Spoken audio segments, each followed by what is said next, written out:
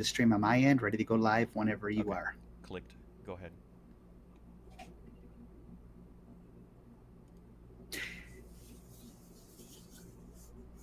Hey. Hi, David. Hey, Michael, are you with us? I am. And we are with each other. Are you watching the right feed? Well, I am. This time I am, yes. Amazingly enough. Hey, everybody, I'm David from OutsideOurBubble.com. And I'm Michael from TurtleHerding.com. And I have extra audio coming And in. just so you know, we are doing this broadcast across the continent for more or less. I am in Burleson, Texas. Michael is in Las Vegas, Nevada. And Michael is doing the production today with the streaming coming directly from Michael and his little production studio he's got set up over there in his motor coach for us.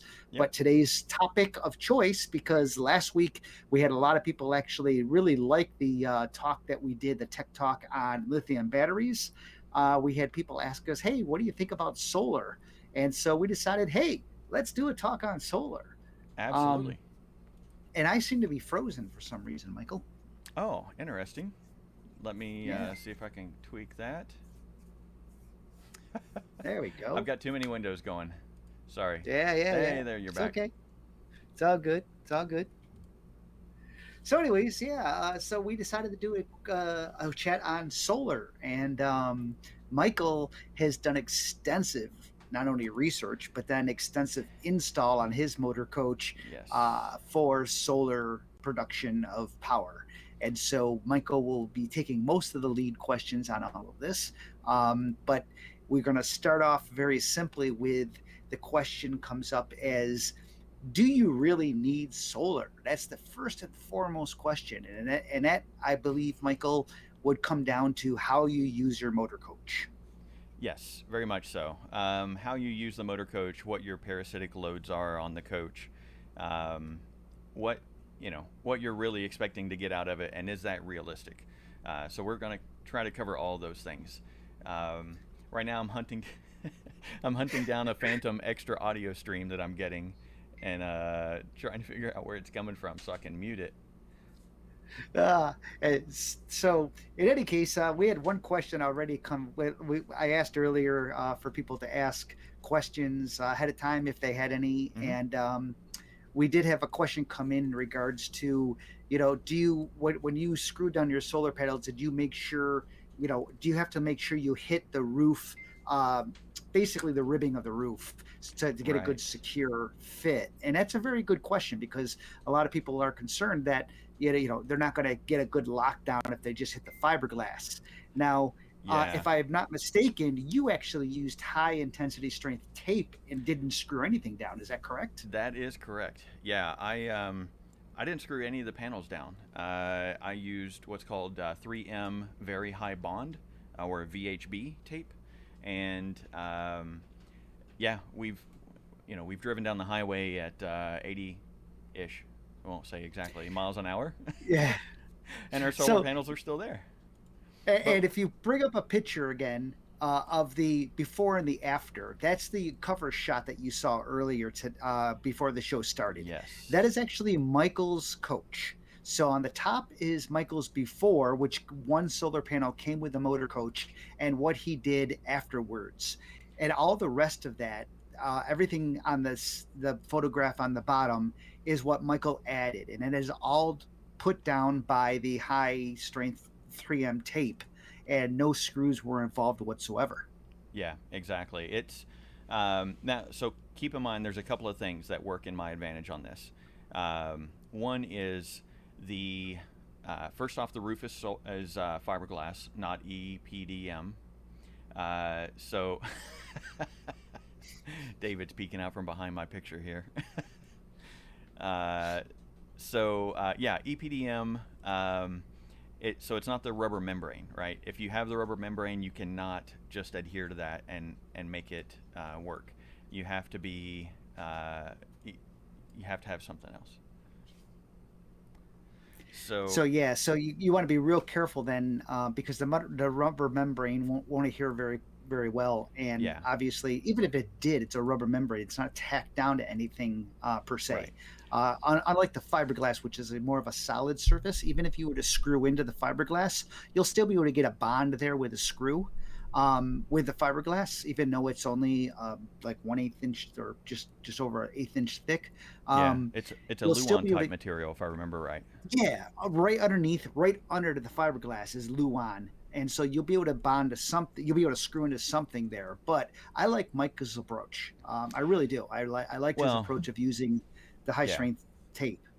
Except Uh, that if you ever have to get it off, right. Well, actually, so it does come off pretty easily. You have to saturate the area with alcohol. So just isopropyl alcohol, spray it around it, and start wiggling it, or maybe put a like a putty knife or something under it, and then okay. the alcohol keeps it from re-sticking. So as it lifts up, it will, yeah, it won't re-stick. So you can eventually work it loose.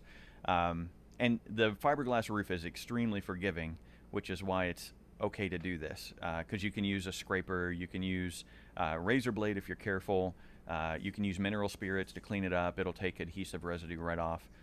That's how I actually Actually, got off the Dicor, because let me you switch. could use one of those reciprocating saw. The Yeah. vibrating Dremels. Yep. So let me transition back over here. So in this shot, Okay. you can see there was right here. I think you can see my mouse. Yep. There's one of those in-motion satellites, which frankly is useless. Yeah. So I wanted to use that space for solar, so I had to take that up and get up all of that Dicor sealant, and again, just like a putty knife, and then a straight edge razor, and then mineral spirits, and it came right up. And that gave you space for Yeah, that you space needed. for a lot of panels. Right. And so the question becomes, you know, after having done all that, doing the solar and everything, it all comes down to usability. And if you really will get the expense that you put into it out of it, it all depends on how you use your motor coach. Or if you're doing a lot of Yes. dry camping or whatever, for the most part, I Brenda and I don't dry camp. Right. We only the only time we would dry camp is when we're going from one point A to point B, and then we park overnight somewhere like at a Walmart or something like that. And by that time, the sun's already going down, so the solar panels aren't going to help us anyways. Um, or if we're at Uberfest in Quartzsite, that's the only other time we would dry camp and be relying on solar. So for us, because of how we live and use our motor coach, solar expense to us is not worth it whatsoever. Right. And so, yeah, there's a couple of different ways you can use solar. One, as David, you were just talking about dry camping, or for us, like when we're transitioning between sites, moving like from here in Las Vegas to Kentucky, which is where we're going after our next stop. You heard it here first, going to Kentucky. Um, so, and or in the case also where you are, where you currently are, you pay for electric, so you could yes, actually supplement by that's the reducing your secondary. electrical cost. Oh, Yep. that's okay. I see. I, Sorry, I was getting in there. I That's stepped okay. ahead. I'm You, sorry. you transitioned into me here. That's okay. So, the benefit of this installation for us, from my perspective, I installed Magnum hybrid inverters, and what that allows me to do is I can supplement shore power with power from the batteries to supply large loads in the coach. So I can actually tell the Magnum inverters only pull, say, 15 amps or 20 amps from shore power, and anything over that that needs to be used comes out of the batteries and gets supplemented through the inverter. And so I looked at it as a means of doing shore power offset, just like David Ah, mentioned. So that way I'm reducing the amount of power I'm bringing in from shore, and I'm not paying for that. The other benefit for us, and this is something, David, that I may talk you into. Probably not, though. It's a little expensive. Anyway, the other benefit for us is because I can limit the shore power usage, I can give more power to our electric vehicle so that the electric vehicle can charge more rapidly. For those that don't know, David and I both have Tesla Model X vehicles. David liked mine so much he went out and bought one. I did. And I created a project called EV, the number 4 RV, and there is a website for it, ev4rv.org. I make no money off of it. I released it open source to the world. There is some cost to it because you have to buy specific components to make it happen.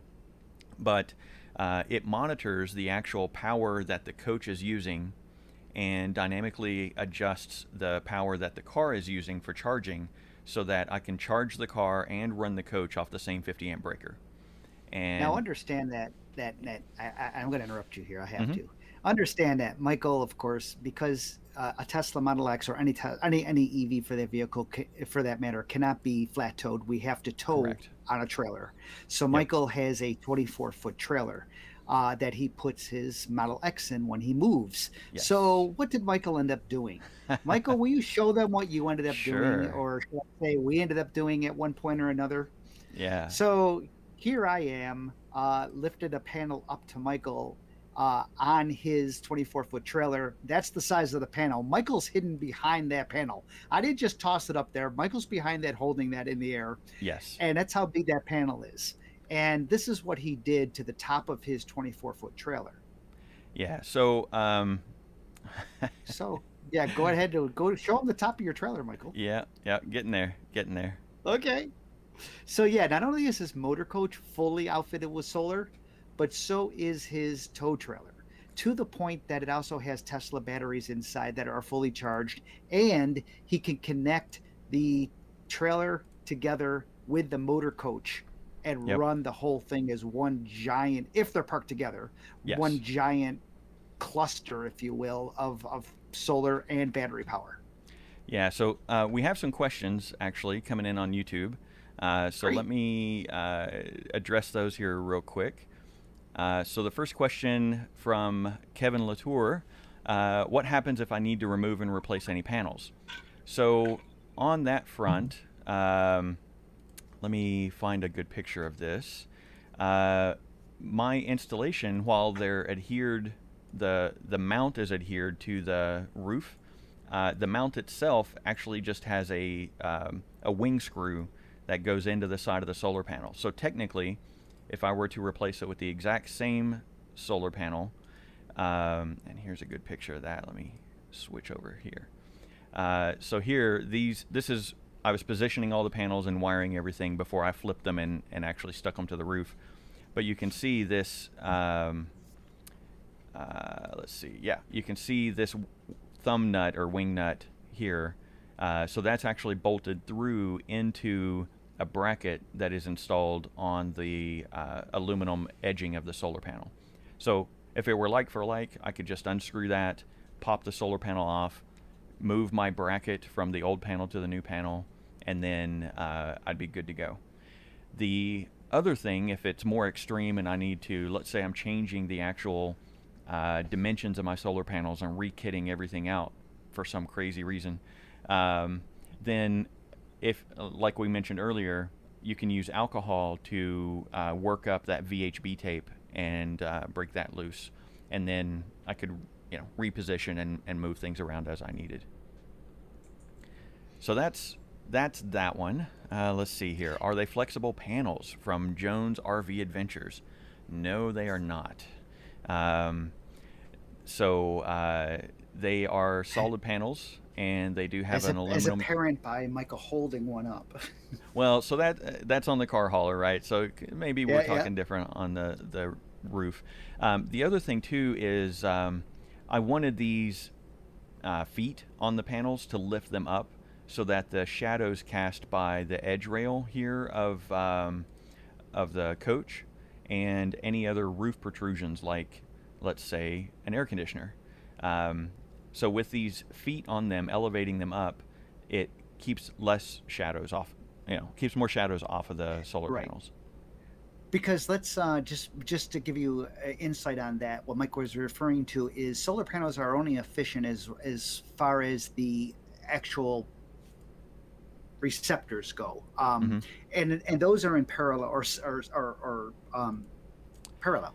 Well, Or so serial. that's a whole different topic. Yeah, you can do it Yeah, either way. yeah, Yeah, and depending on how the panel is set up, if you cast a shadow down one side of one row, for example, of the solar cells, you can actually really kill that panel's efficiency Yes. just because of a shadow. And it all depends on how the panel's made, obviously, Yeah. So there's a because there couple are of different types of panels. Yeah, there's a couple of contributors. So what David's talking about is if you look at these, let me bring this back up here. If you look at these, you'll see that there's little squares, and then there's check marks in between them, right? So each of these squares is actually what's called a solar cell. And depending on how the panel is constructed, these cells may be like, for example, and I'm pretty sure this is accurate, but I wouldn't swear to it. For this panel, as an example, this long line here are all in parallel, and then these four strings are put in series. So if you cover just one cell in the series group that goes across, then you could kill the entire production of the panel because that cell becomes a blocker. It basically becomes an open circuit so that no power can flow through it. So what manufacturers do is to combat this, they actually put a box on the back of the solar panels, and that looks like this. And inside that box are diodes that go between each of the sets of panel, or each of the sets of cells, and that diode allows the power to bypass that cell that's shorted out or that's open. So instead of losing 100% production of the panel, you may only lose, say, 25% of the production if one set is blocked. As you block more, you lose more and more production capability on that panel. So that's one of the things David's talking about, and that's actually the other. When you're designing something like this, you have to make a decision on whether you're going to put all of them in parallel, put all of them in series, or do a combination of the two. And this diagram actually shows what I did on mine. So I did 3 sets of 6 panels in series, and then I put each of those series sets in parallel to feed down to my solar controller. One of the reasons was to help production if there's a partial shade on the roof. The other reason was to limit my power loss on this line here that goes between the rooftop fuses and the breaker that's by the Magnum.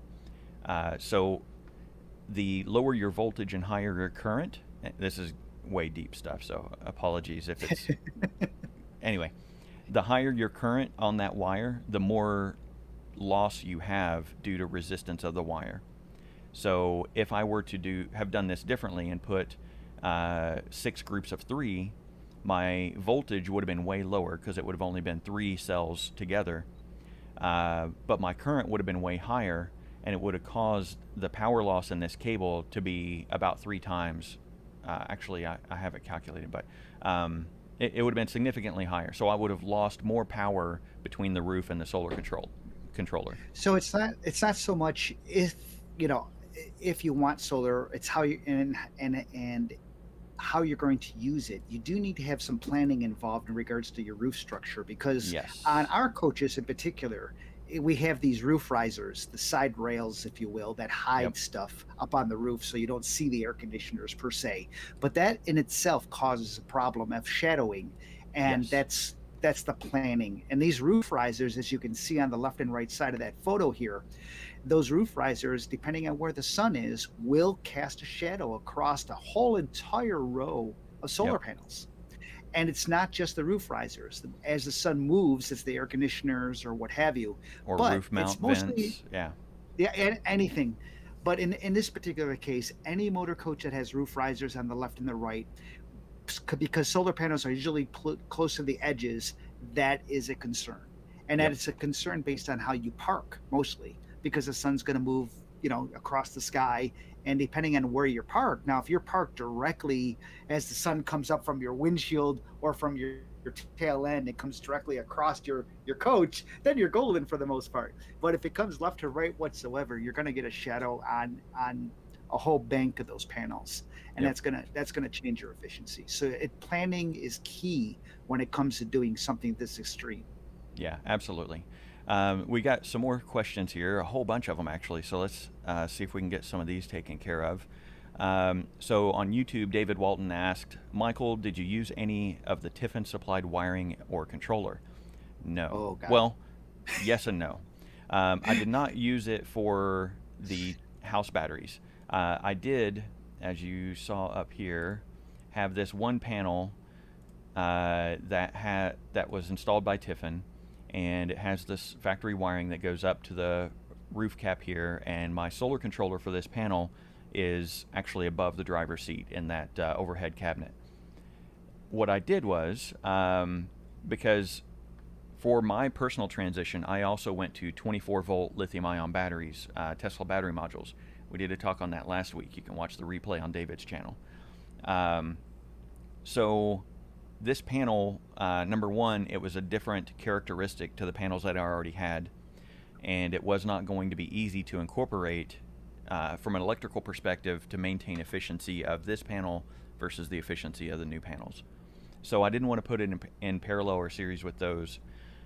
Secondarily, because I was going to a 24-volt system for my chassis batteries, or my house batteries, but my chassis battery to start the engine was still 12-volt, I needed to actually figure out a way to maintain the 12-volt starter battery separate from the house batteries. So what I ended up doing was I tied this panel and its charge controller to the battery that starts the engine. So now my starter battery is maintained by the solar panel, and it's always topped up. Everything's good. I can crank it up every morning. And then the rest of my panels maintain my house batteries.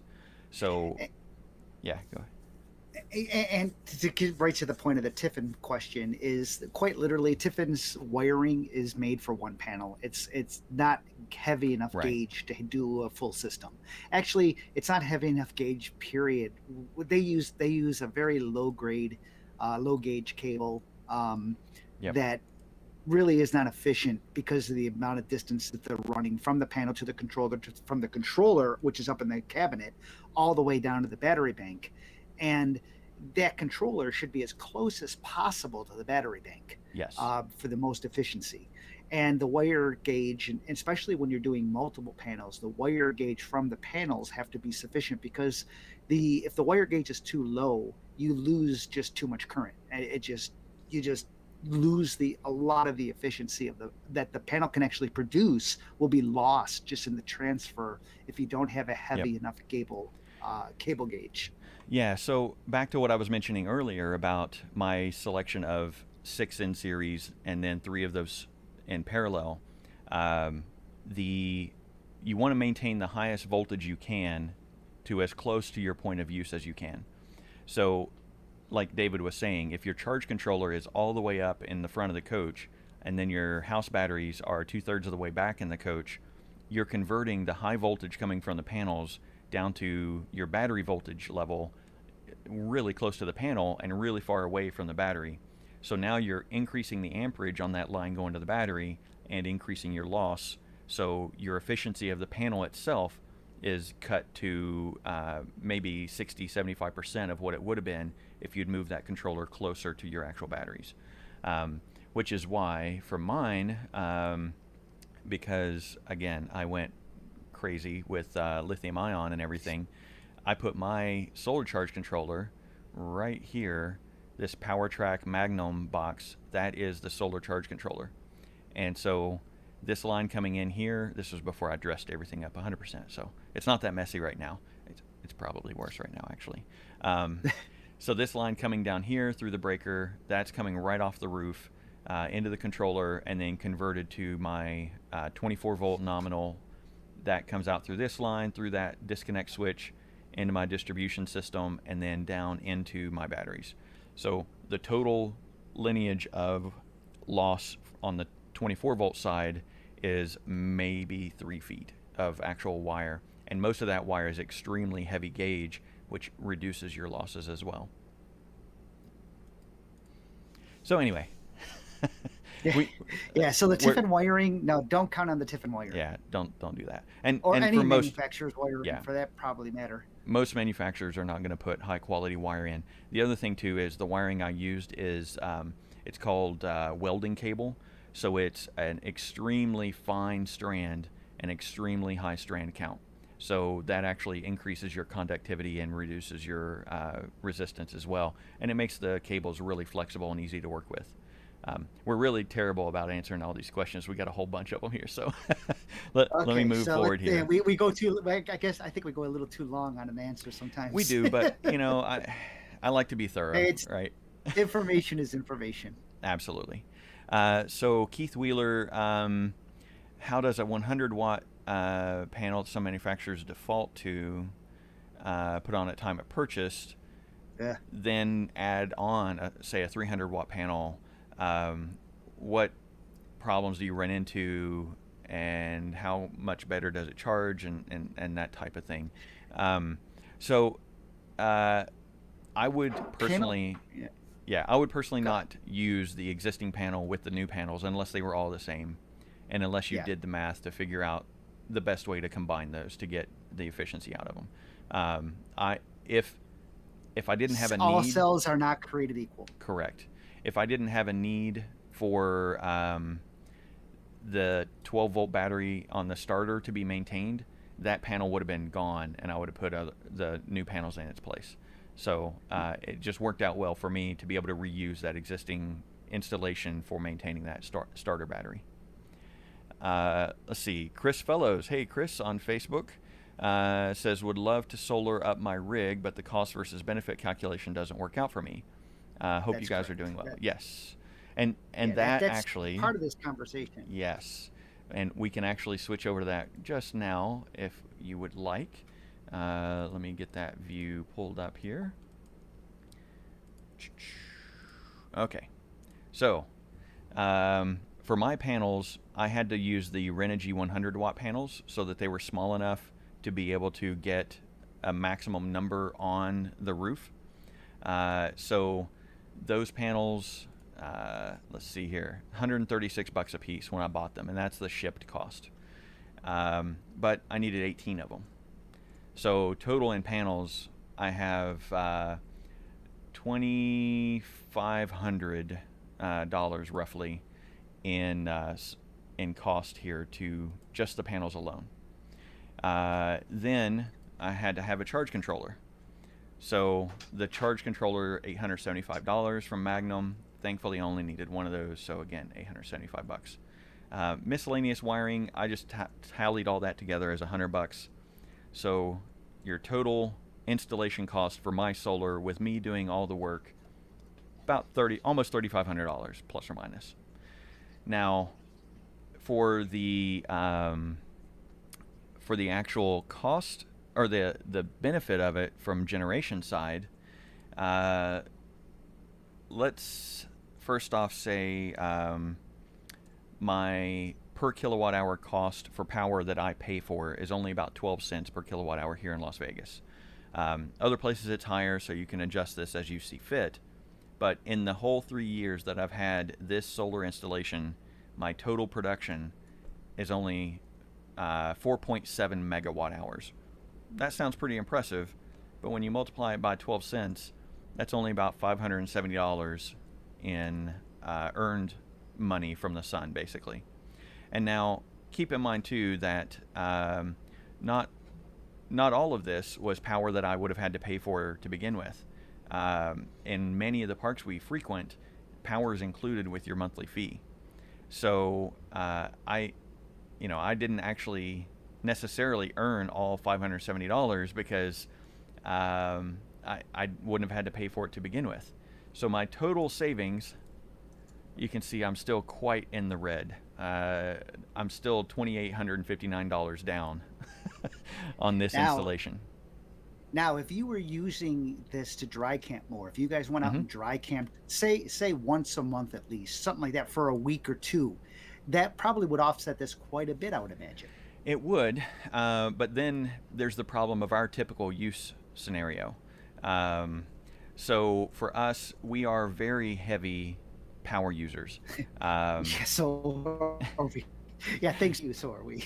Yeah, Like, yeah, actually, thanks to each other, I guess. We play off each other when it comes to this stuff.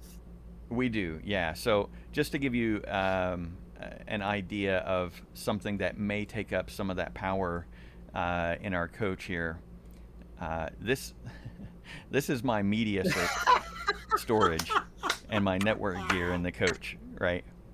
So Oh, I love it. I love it. yeah, the network gear surprisingly takes very little power. This server here takes up a lot of power. This is a whole nother conversation, It but you is. gotta love Michael for doing it. Come on, So Michael. How big is that storage unit, Michael? so I only have 12 drives populated, so it's not as big as it could be because I can put 36 in this chassis.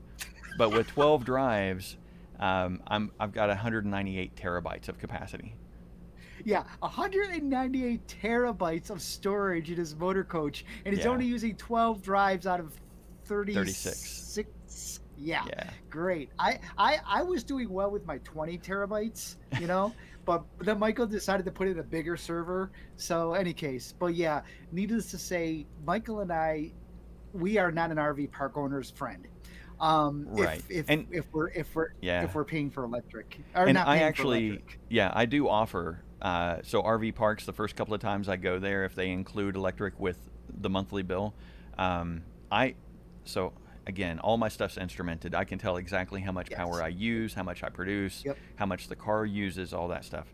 So Right. if they have any questions, I offer straight up. I say, hey, look, I track all my power Here's the usage. data. I'm happy to pay your Yep. rate, to cover this power usage. So yeah, it's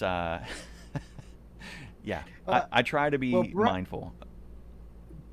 moving on then to that craziness of power usage, Brian is asking, so all that solar on your car hauler, do you use that to charge the Tesla? I Or, can. and you can, Yes. but again, it's used. He's got Tesla batteries inside the car hauler that provides power with an air conditioner, and he can run an air conditioner without Yes. power just off the batteries, and using solar alone. But the coolest thing that I think that is when he can keep his car hauler with his motor coach, he literally can link them together Hmm. and create basically 8 cells of Tesla and all the additional solar that goes with it. Yeah. So And the solar basically on run the his coach like that. the solar on the car hauler is actually I have more capacity on the car hauler, even though it's a smaller roof, because I had fewer roof penetrations to move around, and I could put residential panels, which are much more efficient than the smaller 100-watt Renogy panels. So I have 2,600 watts of solar on the roof of the car hauler, and then you can see here in this picture, I have two Magnum inverters. There's my Tesla batteries, and And, so I can produce 50 amp split phase power out of this system, and I have a 50 amp receptacle on the front of the car hauler, so I can literally, as David said, plug the coach into the car hauler and then operate with both of those systems combined. yeah. So yeah, when I said earlier that Michael was a little extreme when it came to solar and his battery power stuff, now you can see what I mean. Yep. So this is why this is a great topic for Michael, because he's done so much research and actually done so much install. And I have to say that when the car hauler was done, I was with Michael at the time just for the solar panel portion, and it was cold, but we did was. it. We got it done before the rain and the snow. But we were out there, Michael and I. Well, that's the earlier picture. Yeah, we were Yep. out there putting those suckers up. I think it was like 28 degrees at the time. It was. Um, but it got it done. We drilled Yeah. the holes, or for the wiring, we had to figure that out because the trailer was constructed a little weird. That we didn't expect it to be constructed like the way it was. But when Yep. Michael drilled his first hole, he's like, "Wait a minute, that doesn't go through." So Yeah. he had to figure it out.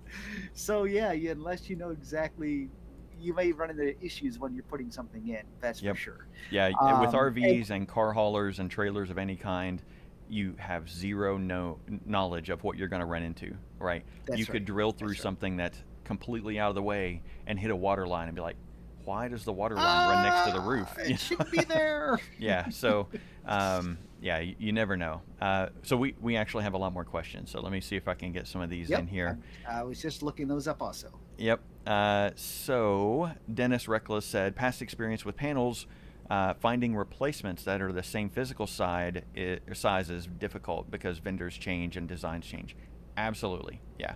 So that's where being able to unstick those, remove the adhesive off the bottom and off the coach, and then putting new adhesive on, and then, you know, the brackets thankfully are fairly universal for this type of panel. Right. So I can move that bracket onto the new panel and then restick it. I may have to, move a bunch of other stuff around because I packed it pretty tight. They're basically L brackets. Yeah. They're basically L brackets. Yeah. And the ones on the car hauler are completely different. I did drill through into the support beams in the roof of the car hauler because the car hauler had an aluminum roof, which in and of itself is fairly resilient, but it's only stuck down to the roof rafters. So that could lift up, and I didn't want to put that type of force lifting up on the roof. That's not really terribly well affixed. Michael actually marked out where the rafters were, so when we were walking on the roof, because a car hauler is not made the same as a motor coach, we actually had to make sure when we were stepping onto the rafters themselves, so we wouldn't step in the middle of an aluminum in ceiling between mount and we want to make sure we're protected because a car hauler is not built the same as a motor coach or an RV for that matter. It's pretty sturdy, but I'd rather walk on those roof rafters. Yes. And so we already talked about the question Brian had, the car hauler, do I charge the Tesla? I can. That's one of the benefits of having the two Magnum inverters and the split phase 240 volt power. So I can charge the X if I need to. I can run the coach off of it if I need to. I could run somebody else's coach if I needed to.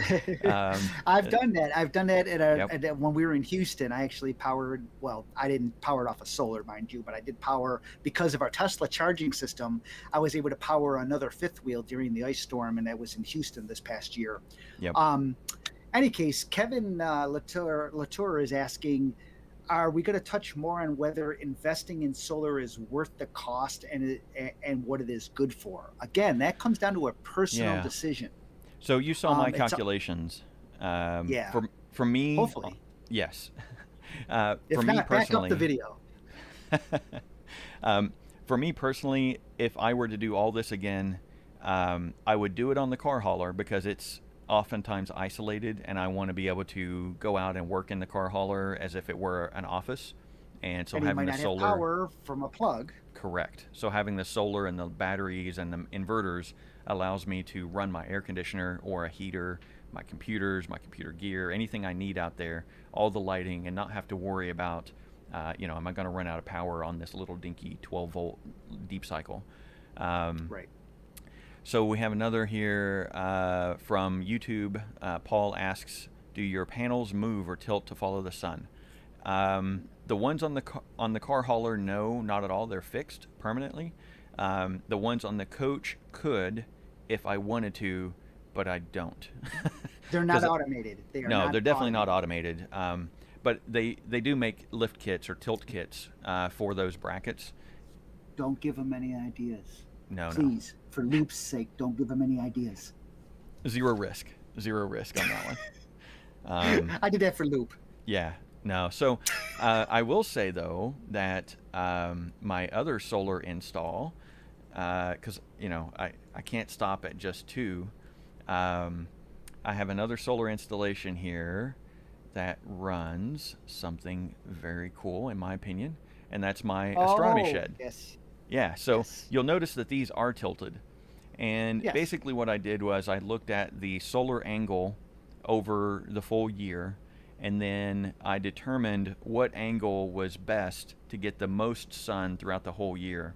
And then efficiency-wise. Yeah, efficiency-wise. Because there is a huge efficiency gain, which is actually why that question came up in YouTube, by having your panels tilted toward the sun. They are the most efficient when the sunlight hits them perpendicular. So if you can achieve that, then you're going to get a lot more power out of them. So for my astronomy shed, where I don't have any other source of power, period, it is 100% disconnected from everything.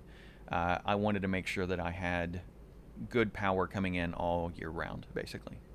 And this is why if you go out to Quartzsite or any other places like that where a lot of people are dry camping, you'll see tilted solar panels up on the roofs Yes. because they're tilting it toward the sun, toward the horizon, just for that exact reason. Yep. Um, I shouldn't say horizon. They're tilting them Toward the to sun, the the best sun angle angle. toward the sun, and Yep. depending on which direction. And they'll actually park their motor coach Mm-hmm. in a certain orientation just to get the most use Yeah. because they are dry camping. There's nothing out there. And a So lot of people you'll see too, that. yeah, a lot of people too that even have installations like this on their roof, they will still have freestanding panels, like residential panels that are bigger, like the ones that are at the observatory and the ones on the roof of the car hauler, and they will have And put them those out. out, propped up, Yeah. and they may move them at different angles throughout the day so that it follows the sun somewhat, and because that absolutely increases the efficiency a lot.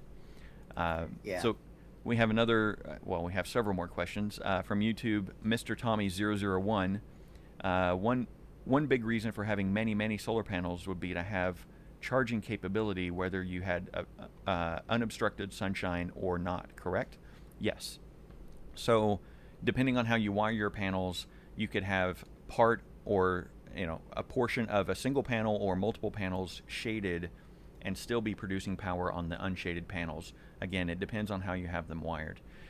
So whether they're series or parallel, if they're in series, then one panel, if that whole panel goes away, then it's going to drastically cut your power production. Actually, Gone with the Winds did a really good test video on this when they were moving onto their boat. They tested shading of each panel and like what it would actually take to drastically reduce the output. So that's a really good video to go watch for that exact topic. Let's see. Kevin Latour on YouTube asked, are you going to touch more on whether investing in solar is worth the cost? And actually, I think that, David, you had read that question earlier, so apologies. Yes, I we did. covered that. It depends entirely on how you use it and what you hope to get out of it. For people with small electrical needs and you're out in the middle of nowhere, you like to boondock, then yeah, it makes a lot of sense because you don't want to crank up a generator in the middle of a forest. That destroys the whole aesthetic of why you want to be out there. Of course, if you're in the middle of the forest, you may be heavily shaded. We won't get into that. Let's face it, dry camping is dry camping. If you want a boondock or dry camp, then solar is for you, especially if you're going to do a lot of it. If you're not going to do a lot of it, okay, if you're going to be plugged in most of the time, like Brendan and I are, or Michael is for the most part. Michael did this, understand, in my opinion, and Michael, correct me if I'm wrong, and you will, I know you will, but you did this because you could do it and you wanted to do it. Wasn't a necessity. Correct. But let's face it, if the power was to go out in Las Vegas right now for an extended period of time, at least you'd have power during the day and evening time based on your solar consumption. Yeah, absolutely. And that would probably finally drive up your cost of, to make it more positive versus your spreadsheet showing you currently at a negative loss. Right. So and the other thing too. In all reality. Yeah, for me, like I said, if I were to redo this again, I would do it on the car hauler, but I would not do it on the coach just because of our use scenario. The lithium batteries and the Magnum inverter and the ability to quickly recharge lithium from the generator and all that, that actually gives us a significant improvement in our comfort level, whether we're stationary, because we can offset, and actually, so because we have an EV and because we own the lot here in Las Vegas, we actually converted the electric usage here to be time of use. So we actually get billed much less during certain times of the day. So I can schedule the Magnum inverters to connect to shore power and recharge the batteries when power is cheap. And then when power goes crazy expensive, I can have them disconnect, and then we run off the batteries until it goes cheap again. So now let's face it, most people won't have that choice. Correct. So it all again comes down, in my opinion, to again, how much are you going to dry camp? Are you going to be able to recoup that cost? It's not cheap to do solar. It's really not. To do it correctly, it's not cheap. Yeah, and that gets us into the next question from YouTube, from Kevin Latour. He doesn't see the cost of the inverter or the batteries. Well, I did that separately from the solar. I did it all together, but it's a very good point. You can have all the solar you want, but you're not going to achieve anything unless you have a means of storing that produced power. Because a common misconception, the power doesn't flow directly from the solar panels into your coach's AC wiring and you're powering stuff off of it. That's not the way it works. Right. You oftentimes produce a surplus of power from solar, so you need a place to store that.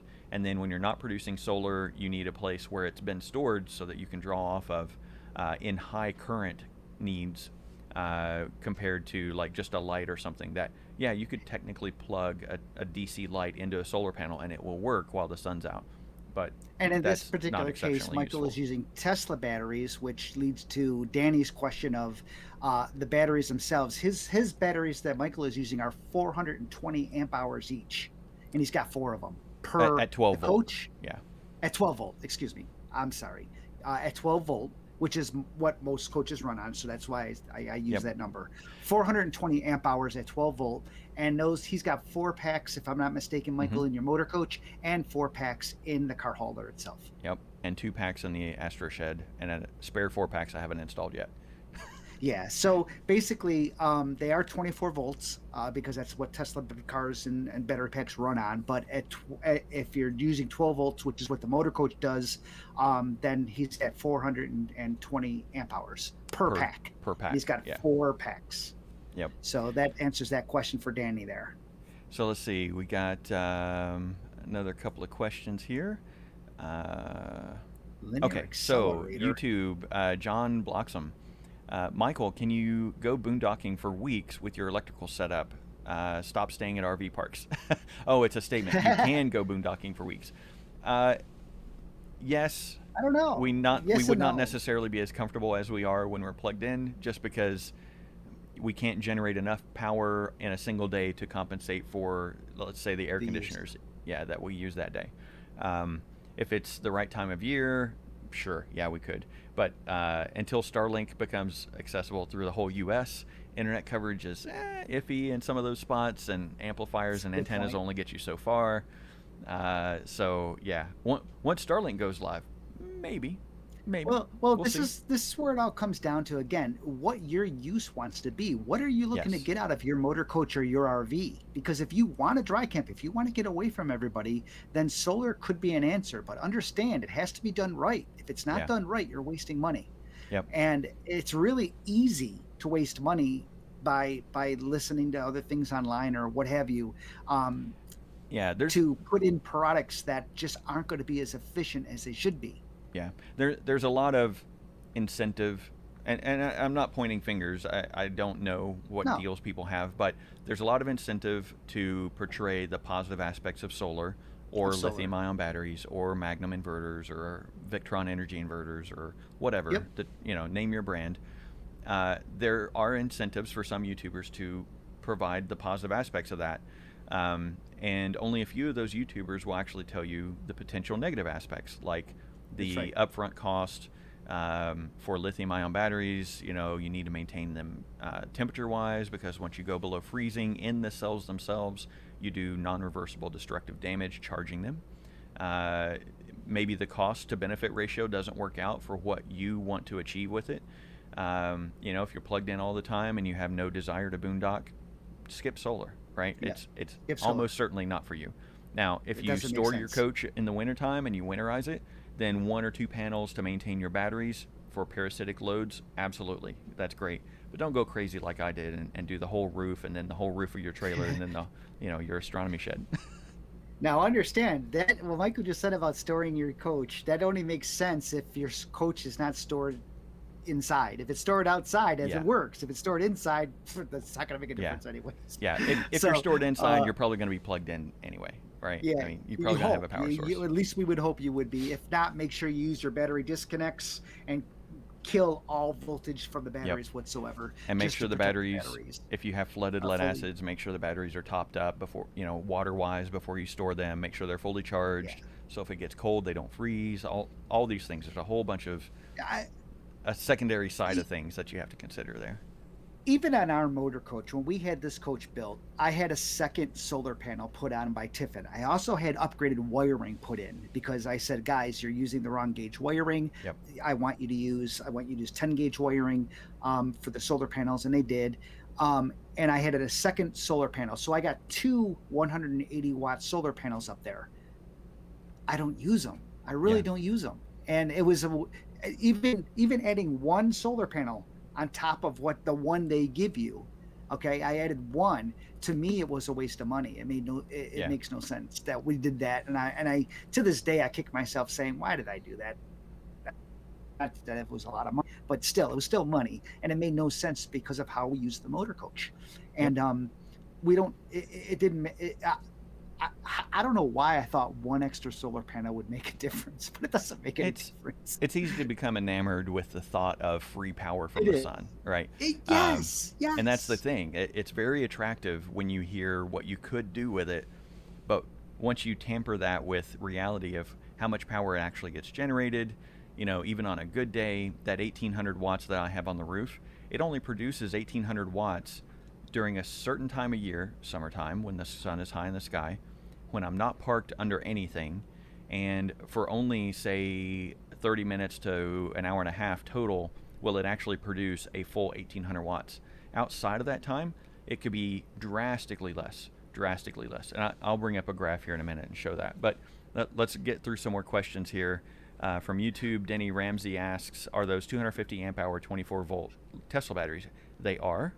I purchased them from an eBay seller that I highly recommend. He does a lot of good work. He tests the cells. He only sources them from cars he's purchased, and he's parted out, so he knows the history of the car and where it's going to and all that. It's called Tesla Motive. Michael, if you care to add a link to him, I wouldn't have any objection to that. Feel free. Okay. Yeah, I'll throw that in the comments after the video. After our stream ends, I'll look that up for you. Okay. No problem. Yeah. So, Cali Motive, very, very good reseller of Tesla parts and Tesla battery modules. Let's see. Brian from YouTube, Brian Nawa? Sorry, I hope I don't mess that up why too Magnum bad. instead of Victron? Well, Victron. actually, there's one ahead of that that he asked. Surprised I did not Oh. add an Arduino and a linear actuator to solar track the panels on the Astronomy Shed. Well, so I already have an Arduino rolling the roof off, and I have another Arduino with a linear actuator lowering the flap on the south wall so that I can get a good view of the southern sky. The benefit of the extra complexity for the solar panels, it wouldn't have made that much difference. And it would have been something extra that could have failed while I wasn't there. And, the whole point of a remote observatory is to operate it while you're remote. So I've only had to race down and fix something once, and that was my own personal screw up. That's a different video, though. It's a difference. Yeah. So Kevin Latour said, would it be possible or practical to be able to charge the batteries for multiple sources, solar, plug-in, diesel engine, and regen braking? Oh, yes. Absolutely. Yes. Matter of fact, when we're driving, when the batteries are depleted and the generator kicks in, we're charging from both the generator and the solar at the same time. When we're plugged into shore power, we're charging from solar and shore power at the same time. The diesel engine, I could put on a special 24 volt alternator on the diesel engine and charge from that directly as well if I wanted to. It just doesn't make sense cost-wise because of how we operate and how little that would actually get used. But yes, you can absolutely charge from multiple sources in parallel. That's what happens every day for our cells. Basically, what it comes down to me, if you're going to spend money on your motor coach for power, okay, and we're talking electrical power, not shore power, okay, so electrical, solar, lithium battery, or batteries in general. If you're going to spend money, and this is in my humble opinion, okay, all of this is in our opinion, mine or Michael's, I would imagine. If you're going to spend money on your motor coach, and if you're considering solar or lithium or both or whatever, put your money into lithium first. Yes. Because in my opinion, you put the money in the lithium batteries and then you can charge it off the generator very quickly, recharge it, and using very little diesel fuel in a timely manner versus using the cost and the installation cost of a solar panel, especially if you don't do it yourself. Yep. The solar panels are one cost, the charge controller is another cost, the installation, the labor, if you don't do it yourself, is another cost. So all of that offset, in my opinion, I would just put my money into lithium batteries and just Yep. run off the generator to recharge those, because your cycle rate, I mean, is going to be greatly reduced, first of all, in regards to your recharge rate. But the cost efficiency and the cost use of that money, dollar for dollar, over solar, just doesn't Yeah. make sense unless you're using it all the time, and most people are not. Yep. That's my So opinion. yeah, I mentioned the graph earlier. So um, I collect all the data I can, right? So this graph shows the power production of the solar panels day by day by day by day over the past year. And you can see here in October through November, we were parked in an area where we didn't have any sun coming in. And then once we moved to where we could get some sun, even then it was low on the horizon. It had occasional shadows, so it wasn't producing very much power, even though I have all these on the roof. Starting in January, we moved again, and we got a little bit more sun throughout the day, but you can still see it's not really making a lot of power because it's the winter time here in the northern hemisphere. For it, that means the sun is low on the horizon, so it's not hitting the panels very efficiently, and there's a lot of shadows cast. Even though my panels are up higher on my roof, there's still other things that are higher than them that are casting long shadows. But you get here in the summertime, and then you start making some power, right? And if I zoom into this area, you can see, like here, I was up in the 1700 watts that day. So that was in June. We were in Montana. So even at northern latitudes, Montana, sun wasn't as directly overhead, but we were still getting good power during that time frame. So you can definitely tell over the course of the year, because of the solar angle, because of where you're parked, you're going to have a lot different in production of your power. So don't. Understand, this is coming from a person who has a lot of solar panels on his roof, not Yes. just 3 or 4, but the entire roof. Yep. So to produce that much power, it takes a lot of solar panels and thus a lot of cost. Yep. So, if Um, you're thinking about adding 3 or 4 solar panels, that might be one thing, but the charts you're seeing from Michael and the wattage produced, that's with a total entire 45-foot motor coach roof. yeah. Every area that he could possibly put a solar panel has a Yep. panel. Yeah. So, Here's another way to look at it too. The steeper the slope of this line, the more power was produced that day, and then as it levels off, you see less power was produced. And again, this is a year. We could go even wider and see more. So that's when I first installed, and again, you can tell throughout the year in the wintertime you slope off and you don't produce nearly as much. and that's when most people are traveling and going to the warmer climates and the deserts and things like that, is during the wintertime anyways. So we have another couple of questions here. Brian from YouTube and Mr. Tommy001 from YouTube combined asked, why Magnum instead of Victron or Morningstar? So a couple of reasons. Number one, Victron didn't have anything when I was doing the research that could actually meet my specific requirements. Between the hybrid use and being able to parallel multiple inverters to get higher power output, and there were a couple of other things. It just, Victron wouldn't have worked for this specific use case. It may have worked better for my car hauler, but I have such experience with Magnum. I actually have I've tapped into their communications lines so that I can extract all this data out of the Magnums. So I'm very familiar with what they can do, what their shortcomings are, how to work around them. Moving to something different for the car hauler, it wouldn't have made sense. And actually for Morningstar, I do have a Morningstar solar controller at the Astronomy Shed because it made sense there. I didn't have to worry about inverting power and producing AC. Everything in the shed runs off of DC. So that was, yeah. So I did do Morningstar there. Yep. Yeah. So I think unless you have because I know you're feeding this to your Facebook group. Also, we are not. So unless you have anything that shows up on Facebook, I don't see anything other Yeah, than we've that had we a have couple of touched upon. questions. Yeah, Okay. we've had a couple of questions from Facebook, so we thank our Facebook viewers. This is our first Facebook live stream. And just, sorry, to Mr. Tommy001, here you can see that's our Morningstar solar controller there. That's charging my 2 Tesla battery modules. That's inside the solar shed.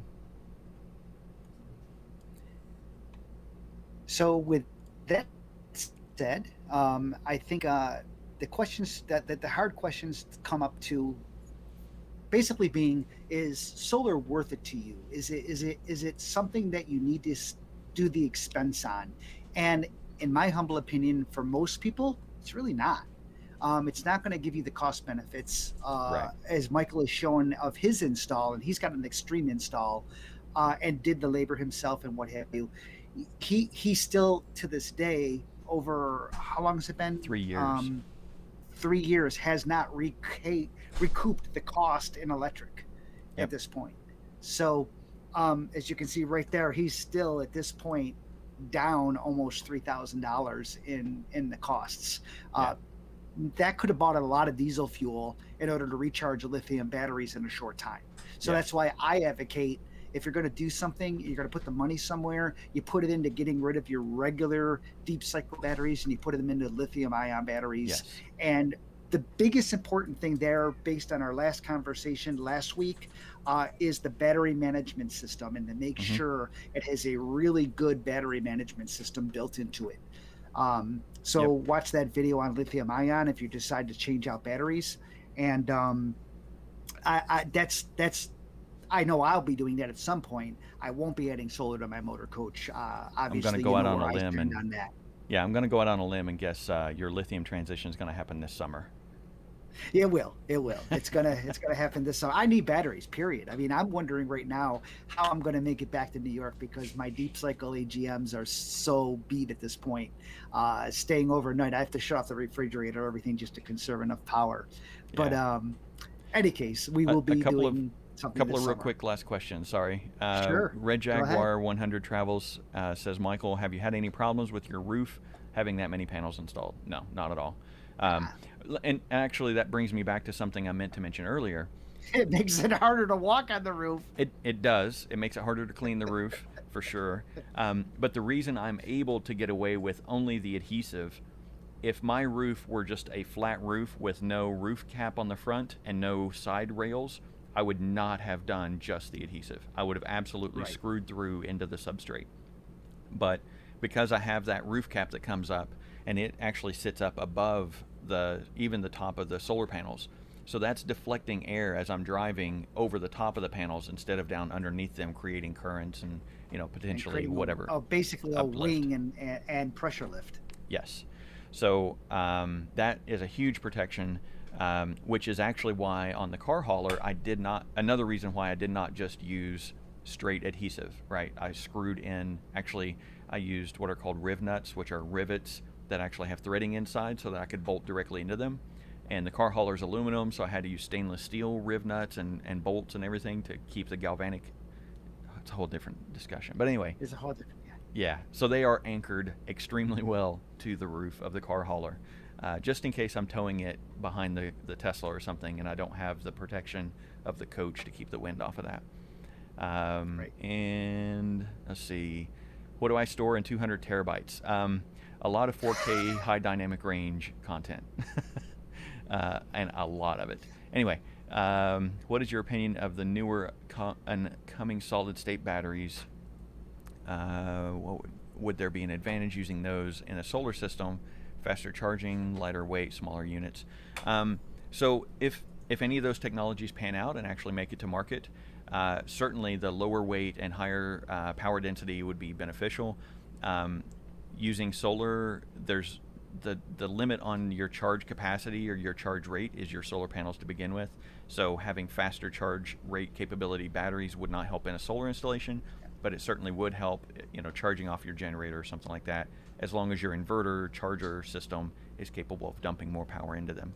And then last question, I think David's wanting to wrap up. So last question: do you have issues charging your batteries in cold temps, or do you just drive in warmer temps? So Paul, and that came from Paul on YouTube. I froze. Oh, there you go. Okay. Um, so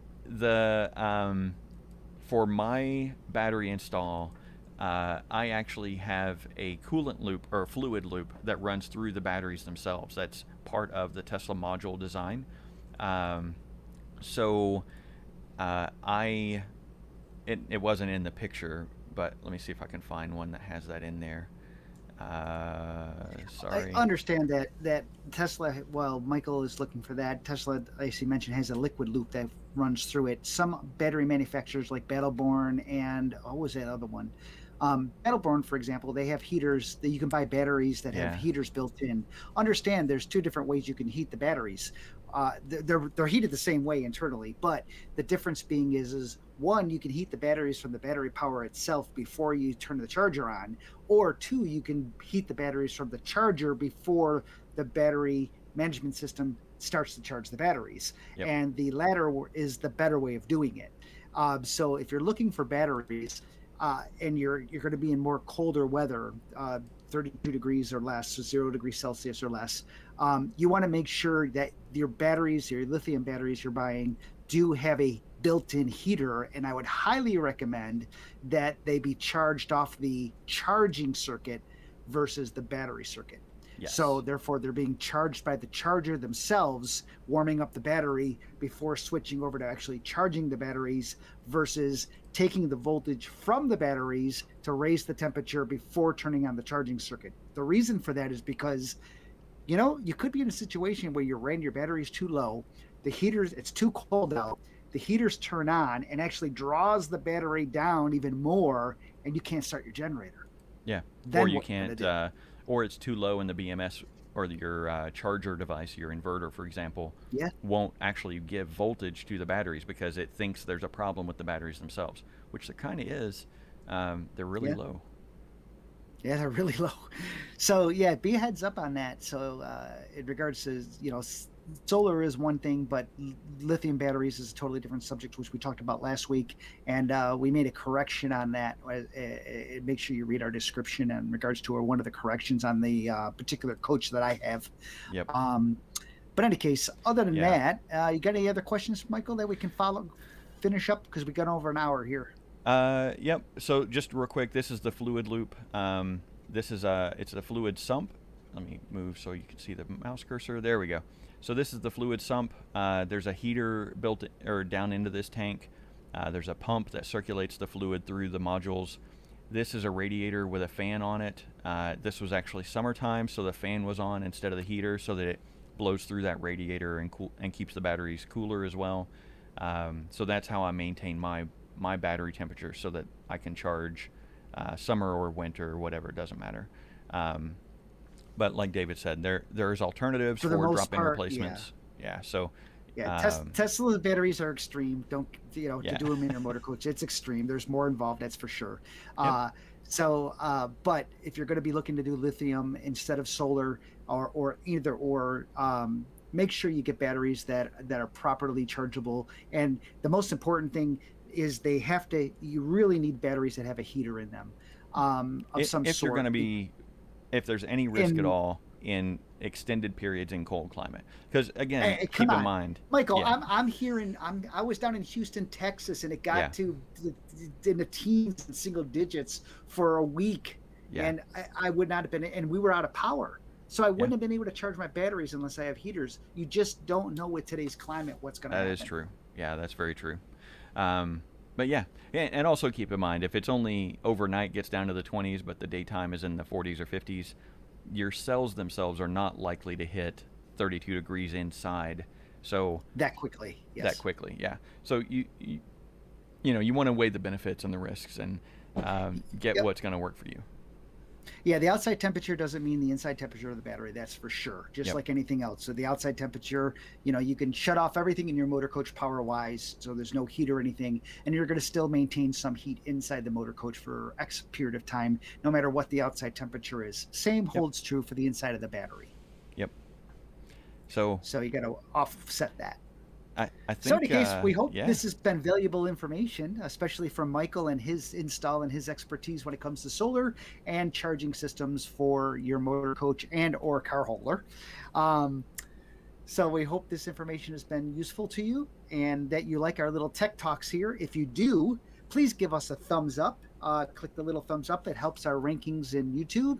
And please, if you're not a subscriber and you just happen to come across this feed, please click subscribe on my channel or on Michael's channel, TurtleHerding.com. And that'd be greatly appreciated. Other than that, I'm David Bott from OutsideOurBubble.com. And I'm Michael Kidd from TurtleHerding.com. And we'll see you down the road. And together we're OutsideOurTurtleHerdingBubble.com. Yeah, right? That domain still Something exists. like that? So does Turtle Bubbles. We get into all sorts of Turtle Bubbles. mischief. Turtle Bubbles. That's it. Guys, thank you very much for joining us today. Take care. Keep safe. We'll see you on the road. Catch you later. Bye-bye.